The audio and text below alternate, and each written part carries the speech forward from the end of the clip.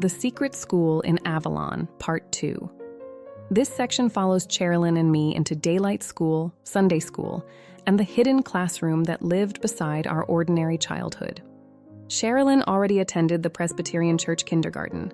I begged my mother to let me attend so I could walk beside her, just as I was beside her everywhere else. After an encounter aboard a mothership at age 4, I heard people talk about meeting God at church. In my child's mind, the loving presence I had felt and the language of God became intertwined. Sunday school mattered because it gave form to my spiritual longing. Before I had words for hidden schools or contact, church offered ritual, song, and a sense that the unseen world was real. They told Mom I had to wait until I was 5, but my ET teachers told me to have her ask the pastor again. I realized later they must have paid him a visit. He suddenly agreed, something they'd never done before. That first day of church school, Mom walked us to the door. I was ecstatic. I could finally talk to God and stay beside my best friend. Soon I turned 5 and started regular kindergarten. School became another setting for our partnership as we moved through the town among streams of children of every age. In waking life, we learned in ordinary classrooms like any other children. Yet beneath that outer schooling, another layer of learning remained sealed in our souls. We were together all the time, between Sunday school, walking to and from regular school during the year, and secret school at night. Years later, we moved into the Avalon High School building, continuing the same path we had shared from childhood into youth. Avalon High School had stood for years before we arrived. My mother had already graduated there in the 1940s, deepening our sense of place and lineage.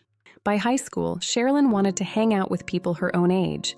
I set her free and we parted as friends. We remained close our whole lives. She even came to my wedding. These years belonged to a different era. Mothers stayed home and we moved through a community that felt truly communal and known. I remember the milk and graham crackers, but even more the bond with older neighbors who received us with such affection as we sang through the neighborhood. Looking back, I understand we lived in a double world.